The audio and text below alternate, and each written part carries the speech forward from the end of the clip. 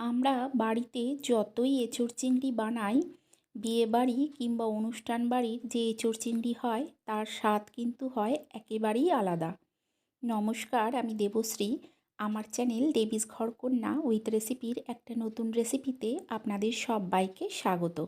আজকে আমি আপনাদেরকে একদম ঘরোয়া উপকরণ দিয়ে কিভাবে একদম অনুষ্ঠান বাড়ির স্বাদে এঁচোড় চিংড়ি রান্না করবেন সেটাই আজকে আমি আপনাদের করে দেখাবো। আপনাদের যদি এই রেসিপিটা ভালো লেগে থাকে তাহলে লাইক করে দেবেন, শেয়ার করে দেবেন আর কমেন্ট করে জানাবেন যে কেমন লাগলো। আর চ্যানেলটাকে অবশ্যই সাবস্ক্রাইব করে দিয়ে পাশে থাকা বেল আইকনটা প্রেস করে দেবেন, যাতে নতুন কোনো ভিডিও দিলেই সবার আগে আপনার কাছে পৌঁছে যায়। আর যদি আপনারা ফেসবুক থেকে দেখেন তাহলে চ্যানেলটাকে অবশ্যই ফলো করে নেবেন। তাহলে চলুন দেরি না করে দেখে নিই যে এটা আমি কিভাবে বানাই। এটা বানানোর জন্য এখানে দেখুন আমি নিয়ে নিয়েছি এঁচোড়। এঁচোড়গুলোকে ঠিক এইভাবে কেটে নিয়েছি। আর নিয়েছি আলু।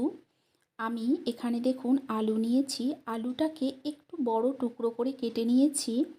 আর এর সঙ্গে যেটা দরকার সেটা হচ্ছে চিংড়ি।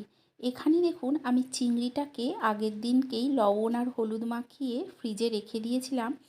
চিংড়িটা সঙ্গে সঙ্গে আনলে 10 মিনিট লবণ হলুদ মাখিয়ে রেখে দেবেন। এখানে দেখুন একটা পাত্রে আমি কিছুটা গরম জল বসিয়ে দিয়েছিলাম, তাতে দিয়ে দিচ্ছি সমস্ত কেটে রাখা এঁচোড়গুলো। সমস্ত এঁচোড়গুলোকে দিয়ে নেব, দিয়ে এতে দিয়ে দেব লবণ আর দিয়ে দেব হলুদ। এর সঙ্গে দিয়ে দেব অল্প একটু তেল, যাতে কড়াইটা না নষ্ট হয়ে যায় এঁচোড়ের কষে।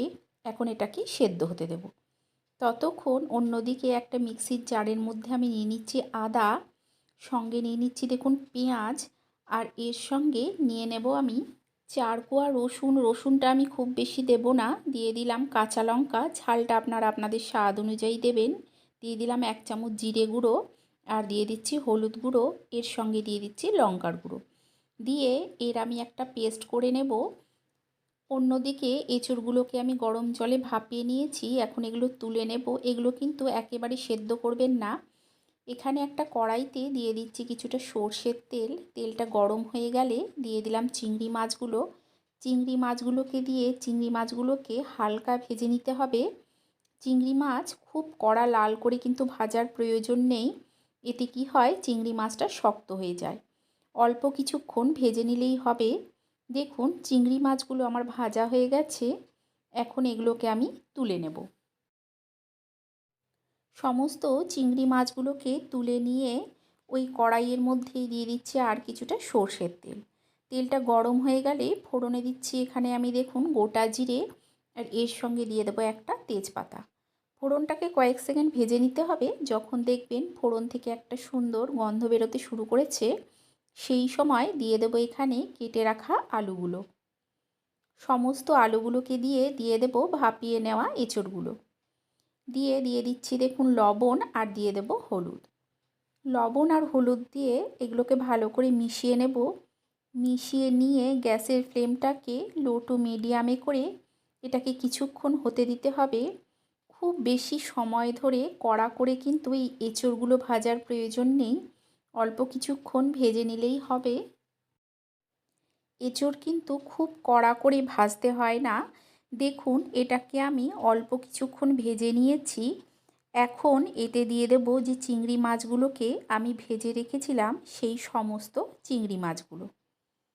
চিংড়ি মাছগুলোকে দিয়ে এঁচোড় আর আলুর সঙ্গে মিশিয়ে আরও কিছুক্ষণ আমি হতে দেব। তবে গ্যাসের ফ্লেমটা হাইতে করে অনেকক্ষণ ধরে এটা ভাজতে হবে না, অল্প কিছুক্ষণ মিশিয়ে নিলেই চলবে। দেখুন অল্প কিছুক্ষণ আমি এটাকে হতে দিয়েছি। এই সময় এতে দিয়ে দেব যেই মশলাটাকে আমি বেটে রেখেছিলাম সেই মশলাটা। সমস্ত মশলাটাকে দিয়ে মিক্সির বাটিটা ধুয়ে দিয়ে দিচ্ছি দেখুন অল্প জল। জলটা দিয়ে দেখুন খুব ভালো করে প্রথমে মিশিয়ে নিতে হবে। মশলার সঙ্গেই এঁচোড় আলু আর চিংড়ি ভালো করে মিশিয়ে নিয়ে গ্যাসের ফ্লেমটাকে আমি মিডিয়ামে করে দেব। মিডিয়ামে করে প্রথমে কিছুক্ষণ হতে দেব, তারপরে লো টু মিডিয়ামে করে এটাকে কষিয়ে নিতে হবে। এই কষানোটা যত ভালো হবে খেতে কিন্তু তত বেশি ভালো লাগবে। কষাতে কষাতে দেখবেন সম্পূর্ণ মশলাটাই কিন্তু এই এঁচোড় আলু আর চিংড়ির গায়ে লেগে যাবে। দিয়ে দিলাম কয়েকটা গোটা কাঁচা লঙ্কা। কাঁচা লঙ্কাটাকে দিয়ে মশলাটাকে আরও কিছুক্ষণ কষিয়ে নিতে হবে। মশলাটাকে আপনারা ততক্ষণই কষাবেন যতক্ষণ না এই মশলার যে কাঁচা গন্ধটা আছে সেটা চলে যাচ্ছে আর এর থেকে তেলটা আলাদা হয়ে চলে আসছে। কষাতে কষাতে দেখবেন মশলার কাঁচা গন্ধটাও চলে যাচ্ছে, তেলটাও আলাদা হয়ে চলে আসছে আর সমস্ত মশলাটাই এই এঁচোড় চিংড়ি আর আলুর গায়ে সুন্দরভাবে লেগে যাচ্ছে।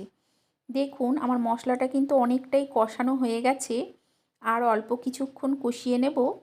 কষিয়ে নিয়ে এতে দিয়ে দেব আমি জল। জলটা আমি একটু বেশি পরিমাণেই দেব, কারণ এঁচোড়টা আর আলুটা সেদ্ধ হতে হবে। তবে আপনারা চাইলে এটা প্রেসার কুকারেও করতে পারেন। অনেক সময় এঁচোড় ভালো হলে কিন্তু কড়াইতেও সেদ্ধ হয়ে যায়। দিয়ে দিচ্ছি দেখুন স্বাদ অনুযায়ী লবণ। লবণটা দিয়ে ঢাকা দিয়ে আমি সেদ্ধ হতে দেব। আমি কিছুক্ষণ পর ঢাকাটা তুলে নিচ্ছি। দেখুন জলটা অনেকটাই টেনে চলে এসছে আর এঁচোড়গুলোও কিন্তু খুব সুন্দরভাবে সেদ্ধ হয়ে গেছে। আমি আপনাদের দেখিয়ে দিচ্ছি যে এঁচোড়গুলো সেদ্ধ হয়েছে নাকি। দেখুন এঁচোড়গুলোও কিন্তু খুব সুন্দরভাবে সেদ্ধ হয়ে গেছে। খুব বেশি পাতলা ঝোল থাকলে কিন্তু এটা খেতে ভালো লাগবে না। এটা কিছুটা ঘন হবে, তবেই কিন্তু খেতে ভালো লাগবে। তৈরি হয়ে গেছে এঁচোড় চিংড়ি। আপনারা অবশ্যই একবার এইভাবে বানিয়ে খাবেন। আশা করছি আপনাদেরও ভালো লাগবে। তাহলে চলুন, আপনাদের সঙ্গে দেখা হচ্ছে আরও একটা নতুন ভিডিও নিয়ে।